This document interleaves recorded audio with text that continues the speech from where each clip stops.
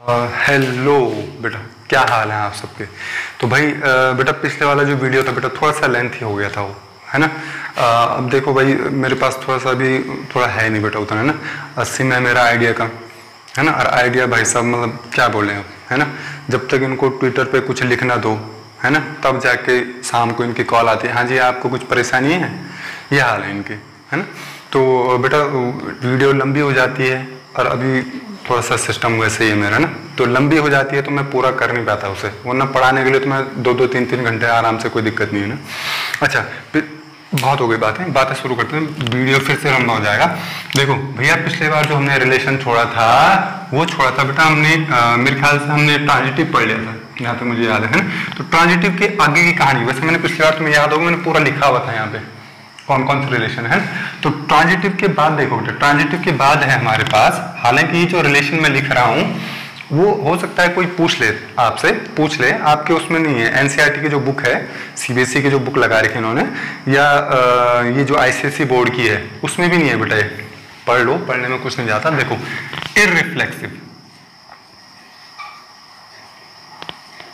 Irreflexive relation क्या होता है, देखिए डेफिनेशन, सिंपल डेफिनेशन, वही लैंग्वेज है।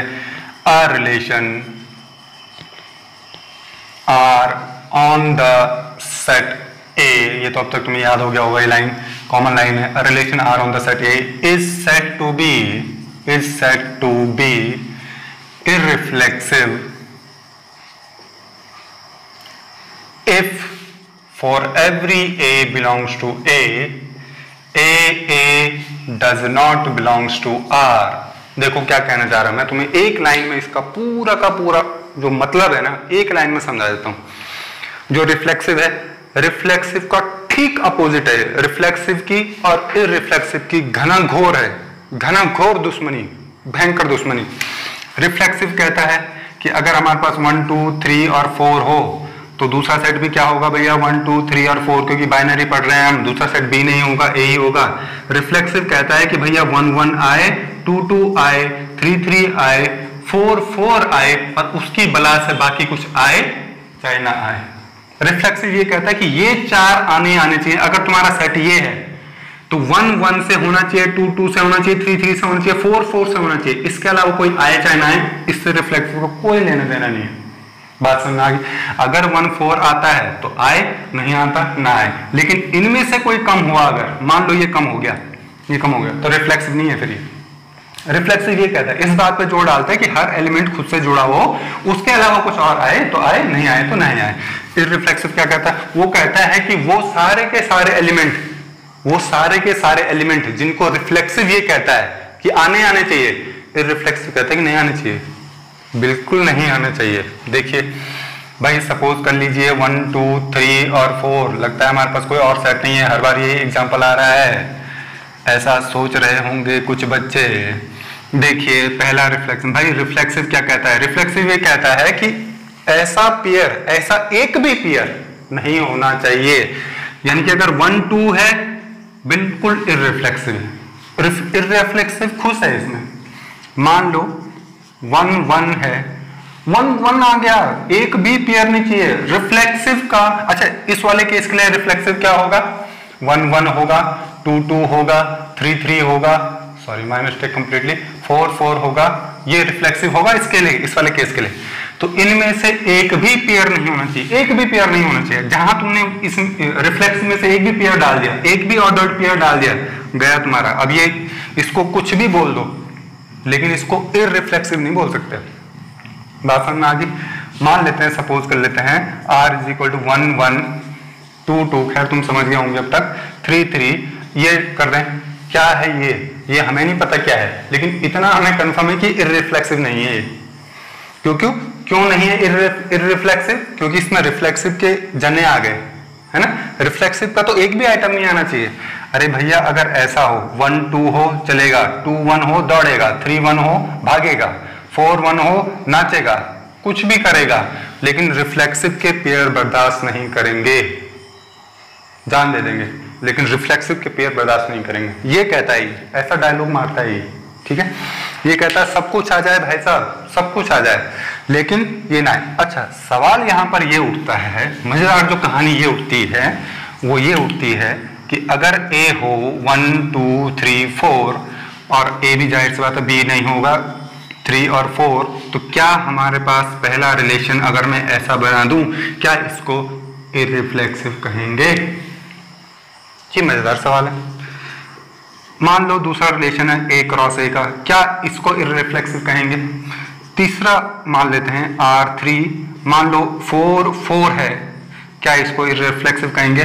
चलो एक और ले लेते हैं, 1 2 है और 1 1 आ गया, चलो सपोज कर लेते हैं। इनमें से कौन सा इररिफ्लेक्सिव है? इसमें देखो, क्या इसमें रिफ्लेक्सिव का कोई जना है? भाई इसको दुश्मनी किससे है? इसको रिफ्लेक्सिव से दुश्मनी है। रिफ्लेक्सिव का कोई नाम और निशान, नाम लेने वाला नहीं होना चाहिए। क्या इसमें कोई रिफ्लेक्सिव का नाम लेने वाला है क्या? नहीं है, इसका मतलब इररिफ्लेक्सिव है। इसमें रिफ्लेक्सिव का नाम लेने वाला है क्या? बिल्कुल है। अरे भैया 1, ये तो सारे आएंगे ना, इसमें तो 1 1 भी आएगा, 2 2 भी आएगा, सारे आएंगे, इसका मतलब इररिफ्लेक्सिव नहीं है। ये बात सुनना, क्या ये इररिफ्लेक्सिव है? क्या इसमें रिफ्लेक्सिव का कोई नाम लेने वाला है? बिल्कुल है इसमें, इसका मतलब इररिफ्लेक्सिव नहीं है ये। क्या ये इररिफ्लेक्सिव है? अगर तुम्हें किसी सेट को ये पता लगाना है कि वो इररिफ्लेक्सिव है कि नहीं है, तो ये पता लगा लो कि क्या वहां रिफ्लेक्सिव का कोई आ रखा है, यहाँ आ रखा कोई रिफ्लेक्सिव का? बिल्कुल आ रखा है, इसका मतलब इररिफ्लेक्सिव नहीं है। बात सुनना, आगे बढ़ते हैं। अरे भाई अगला है इररिफ्लेक्सिव के बाद है हमारे पास एंटी सिमेट्रिक। लिस्ट देख लेना, एंटी सिमेट्रिक है वैसे, जहां तक मुझे ध्यान है। एंटी सिमेट्रिक क्या कहता है? एंटी सिमेट्रिक ये कहता है a relation are on the set A is said to be anti-symmetric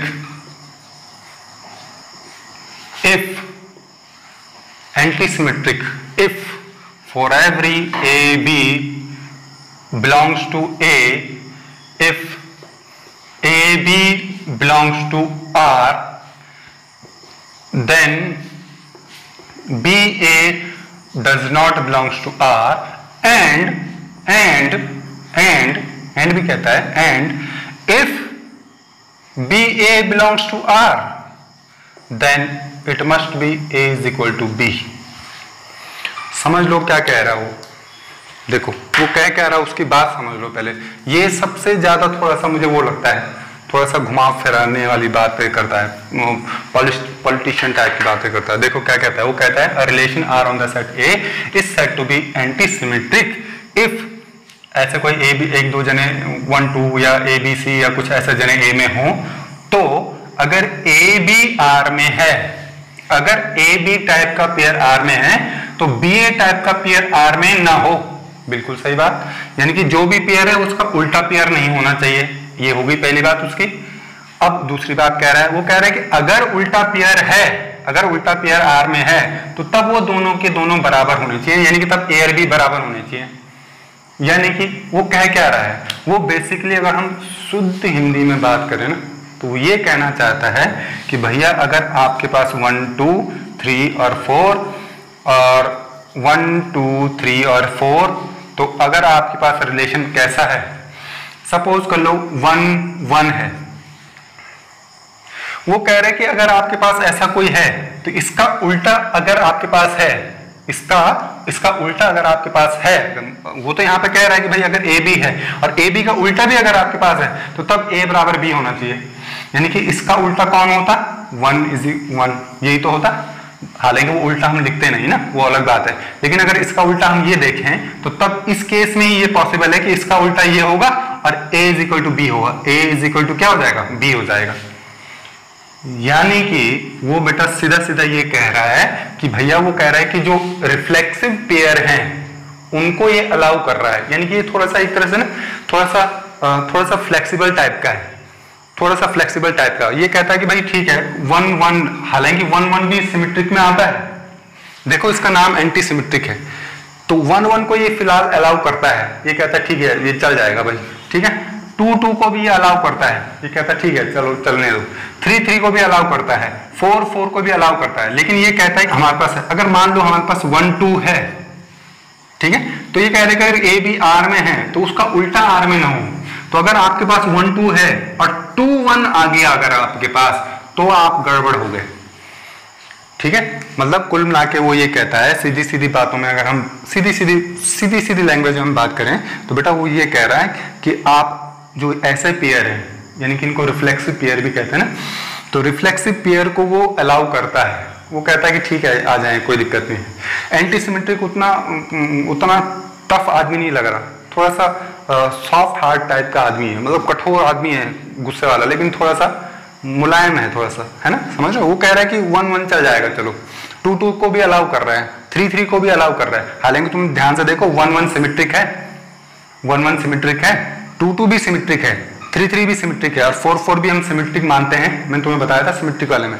लेकिन ये कहता है, इसकी लड़ाई किस पे, इसकी लड़ाई ये है कि अगर 1 2 आ गया, ओहो भाई साहब उसका उल्टा नहीं आना चाहिए, फिर बात समझ में आई। ये कहता है, हाँ अब समझने वाली बात ये थी कि अगर ऐसा है तो क्या होगा, तो कुछ नहीं होगा, बिल्कुल सही है, कोई दिक्कत नहीं, एंटीसिमेट्रिक है ये, बात समझ में आई। अच्छा अब मैं तुम्हारे सामने कुछ एग्जांपल दे रहा हूं। सपोज कर लो आर हमारे पास ऐसा है, और फिर आर मान लो एक और आर ले लिया मैंने, वो आर ऐसा है, एक और आर ले लिया मैंने इसमें, मान लो 1 2 है, 1 1 है, 2 2 है, और बस इतना ही है। और एक मान लो 1 2 ले लिया मैंने, 2 2 ले लिया, और एक ले लिया मैंने 1 1 ले लिया, और एक मैंने ले लिया 2 1 ले लिया, और 1 2 ले लिया, ठीक है। ये ले लिए मैंने, इतने सारे रिलेशन ले लिए, R4 हो गया, R5 हो गया, R6 हो गया, इतने सारे रिलेशन लग गए। अच्छा अब बोलो भैया, देखो इस पे आओ, इस पे आओ, ये तो हम समझ गए एंटीसिमेट्रिक। भैया ये कहता है कि रिफ्लेक्सिव पेयर को, यानी कि इन टाइप के पेयर को अलाउ करता है, लेकिन इसका उल्टा बर्दाश्त नहीं करेगा वो, बात समझना आ गई, सिर्फ इतना कहता हो। अच्छा यहाँ आओ, क्या ये इस वाले को, क्या इस वाले को हम एंटीसिमेट्रिक कहेंगे, क्या इस वाले को, अरे भाई खुद चेक करके देखो एंटीसिमेट्रिक किस बात पर फोकस कर रहा है। वो कह रहा है कि अगर ऐसा आ गया है, अगर ऐसा आ गया है, इफ ऐसा पेयर बिलोंग्स टू आर, तो इसका उल्टा नहीं होना चाहिए कि, वो ये कह रहा है, बात समझ में। तो अगर ऐसा ही नहीं है तुम्हारे पास, बात समझ में, तो इसको क्या बोलेंगे हम, एंटीसिमेट्रिक बोलेंगे, इसको बोलेंगे एंटीसिमेट्रिक, इसको नहीं बोलेंगे एंटीसिमेट्रिक। भैया इसमें तो सारे के सारे आएंगे ना, 1 1 आएगा, सॉरी 1 2 आएगा तो 2 1 भी आएगा, क्योंकि ये तो A क्रॉस A है, ठीक है। अच्छा इसको क्या बोलेंगे, 1 2 है, 1 2 है, 1 2 का उल्टा तो नहीं आएगा ही, 1 2 से मुझे कोई दिक्कत नहीं है, 1 2 को उल्टे से दिक्कत है मुझे। अच्छा 1 2 का उल्टा नहीं आया तो बिल्कुल सही है, एंटीसिमेट्रिक है, क्योंकि इनसे तो परेशानी थी ही नहीं ना, इनसे एंटीसिमेट्रिक को परेशानी नहीं थी, तो ठीक है हम सही बोल रहे हैं, ये एंटीसिमेट्रिक है। अच्छा 1 2 आ गया, 1 2 का उल्टा तो नहीं आया, नहीं आया, बिल्कुल सही है, एंटीसिमेट्रिक है, इससे हमें कोई परेशानी नहीं है, इससे भी हमें परेशानी नहीं है, अगर इसका उल्टा आ जाता तब परेशानी होती, इससे तो खैर हमें परेशानी है ही नहीं। 1 1 एंटीसिमेट्रिक है, बिल्कुल है। अच्छा 2 1 आ गया, 2 1 का कहीं उल्टा तो नहीं आया, 2 1 का उल्टा आ गया, यानी कि एंटीसिमेट्रिक नहीं है, बात समझ में आ गई। अच्छा ये है भैया कहानी। अगला देखो, हाँ भाई देखो अगला है हमारे पास एसिमेट्रिक रिलेशन। ये क्या है भाई, देखो definition, a relation are on the set A is set to be asymmetric if AB belongs to A, AB belongs to R, then BA does not belongs to R। सिर्फ इतनी बात कहता है बस, इसके ज़्यादा इसके अलावा कुछ नहीं कहता। देखो क्या कह रहे हैं, मैं समझा देता हूँ। वो ये कहना चाह रहा है आपसे, वो यहाँ पे कंडीशन कुछ नहीं लगा रहा। मैं आपको एक और सीधी बात बताता हूँ, एक है रिफ्लेक्सिव, सॉरी सिमेट्रिक,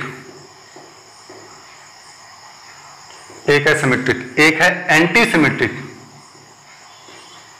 और एक है एसिमेट्रिक, ठीक है। सिमेट्रिक देखो, सिमेट्रिक का अपोजिट है ये, लेकिन एंटी सिमेट्रिक फिर भी क्या है, एंटी सिमेट्रिक फिर भी थोड़ा फ्लेक्सिबल है, बात समझ में आ रही? जो एंटी सिमेट्रिक है वो सिमेट्रिक का दुश्मन तो है लेकिन उतना भयंकर दुश्मन नहीं है। समझ में आ रहा है? एंटी सिमेट्रिक जो है वो सिमेट्रिक का एक तरह से ये सोचो अपने दिमाग में कि दुश्मन ही तो है उनमें, लेकिन उतना दुश्मन नहीं है वो कहता है कि चल ठीक है, सिमेट्रिक के वो ये वाले पेयर को सह लेता है, ये वाले पेयर को एक तरह से अलाउ कर लेता है। जो एंटी सिमेट्रिक है वो सिमेट्रिक के इन पेयरों को अलाउ कर देता है, लेकिन एसिमेट्रिक जो हम पढ़ रहे हैं भाई साहब वो तो खतरनाक, मतलब खतरनाक दुश्मन है ये। एसिमेट्रिक ये कहता है कि ऐसा कोई भी पेयर जो सिमेट्रिक का थोड़ा सा भी सेंस देता हो, देखो मैं तुम्हें कह देता हूं 1 2 3 4, दूसरा भी ए होगा क्योंकि बाइनरी पढ़ रहे हैं हम, 3 और 4। मान लो कोई रिलेशन है 1 1 2 2 1 2 2 1, ठीक है, ये हमारे पास है। अच्छा एंटी सिमेट्रिक एसिमेट्रिक क्या कहता है? एसिमेट्रिक ये कहता है कि आपके पास यहाँ पर कोई भी ऐसा जना नहीं होना चाहिए जो सिमेट्रिक का सेंस भी देता हो। देखो हमें पता है ये सिमेट्रिक का सेंस देता है, हमें पता है ये सिमेट्रिक है, ये भी सिमेट्रिक है, तो ये भी सिमेट्रिक का सेंस दे रहा है, ये भी सिमेट्रिक का सेंस दे रहा है, और यहाँ तो तुमने हद ही पार कर दी। मतलब 1 2 और 1 2 का ठीक अपोजिट, ये तो मतलब घनघोर सिमेट्रिक का, ये तो सिमेट्रिक का सेंस देते हैं ना, ये भी सिमेट्रिक है, ये भी सिमेट्रिक है, लेकिन ये तो घनघोर सिमेट्रिक है, यानी कि एसिमेट्रिक नहीं है। समझ में आया? मान लो मैं ऐसे लिखूं 1 2 लिखूं, 1 3 लिखूं और इतने में कर दूं क्लोज। मान लो एक रिलेशन में लिखूं एम्प्टी रिलेशन, मान लो एक रिलेशन में लिखूं A क्रॉस A, मान लो एक रिलेशन में लिखूं 1 1 2 3 2 4, ठीक है, ये रिलेशन लिखूं। अब बताओ इनमें से कौन कौन से एसिमेट्रिक हैं? अरे भैया जरा ध्यान से ये बात को ध्यान से देखो बेटा, इस वाले में और सिमेट्रिक वाले में घनघोर दुश्मनाई है, ये समझ लो, ठीक है। एसिमेट्रिक ये कहता है कि भैया आपके पास ऐसा कोई पेयर नहीं होना चाहिए जो सिमेट्रिक का थोड़ा सा भी एहसास देता हो, ठीक। अच्छा क्या ये सिमेट्रिक का एहसास देता है? नहीं देता ये सिमेट्रिक का एहसास, इसका मतलब एसिमेट्रिक है ये। क्या ये सिमेट्रिक का एहसास देता है आपको? नहीं देता, इसका मतलब एसिमेट्रिक है ये। क्या ये सिमेट्रिक हो सकता है? इसमें कोई सिमेट्रिक का कोई जना हो सकता है इसमें? बिल भाई साहब इसमें तो सब होंगे, इसमें तो 1 1 भी होगा, 2 2 भी होगा, 3 3 भी होगा, 4 4 भी होगा, यानी इसमें तो सिमेट्रिक के सारे पेयर होंगे, तो ये एसिमेट्रिक नहीं है। क्या ये एसिमेट्रिक है? अरे जब भी आपको एसिमेट्रिक चेक करना हो ना, ये देखो कि ये सिमेट्रिक का एहसास दे रहा है कि नहीं दे रहा है। क्या ये सिमेट्रिक है? बिल्कुल है, 1 1 सिमेट्रिक में गिना जाता है, तो इसका मतलब वहीं पे फेल हो गया मामला। बात समझ में? एक भी जना सिमेट्रिक का एहसास देने वाला नहीं होना चाहिए, सिमेट्रिक की फीलिंग देने वाला नहीं होना चाहिए। बात समझ में? ये है कहानी। तो ये आ गया आपका एसिमेट्रिक। अच्छा उसके बाद आए हम इक्विवेलेंस रिलेशन पे। भाई देखो ये कुछ खास रिलेशन नहीं है। इक्विवेलेंस रिलेशन क्या होता है? देखो भैया भाई इक्विवेलेंस रिलेशन बेटा कुछ खास वैसे चलो देख लो। A relation are on the set A is said to be equivalence relation if it is symmetric। चलो रिफ्लेक्सिव से शुरुआत करते हैं। Reflexive, symmetric and transitive. भाई वो कहता है कि एक ऐसा रिलेशन, भाई ऐसा भी तो रिलेशन हो सकता है, ऐसा भी तो रिलेशन पॉसिबल है कि ऐसा रिलेशन जो रिफ्लेक्सिव भी हो, सिमेट्रिक भी हो और ट्रांजिटिव भी हो, तीनों हो, ऐसे रिलेशन को हम क्या कहते हैं? इक्विवेलेंस रिलेशन कहते हैं। ठीक है, तो ये कई बार चेक करने के लिए आता है बेटा पेपर में ना, वो कहता है कि check whether the given relation defined in जो भी है इज इक्विवेलेंस और नॉट, है ना, चेक करने के लिए आता है। ठीक है, तो ये कुछ खास नहीं है भाई, चेक कर लेना अगर रिफ्लेक्सिव हुआ। अच्छा तीनों होने चाहिए, ये भी होना चाहिए, ये भी होना चाहिए, ये भी होना चाहिए, तीनों के तीनों होने चाहिए। अगर एक भी नहीं हुआ है ना, तो तब हम इक्विवेलेंस नहीं कहेंगे। अगर इक्विवेलेंस होना है तो ये भी होना पड़ेगा, ये भी होना पड़ेगा और ये भी होना पड़ेगा, तब जाके हम रिलेशन को इक्विवेलेंस कहेंगे। ठीक है, तो चेक कर लेना भाई रिफ्लेक्स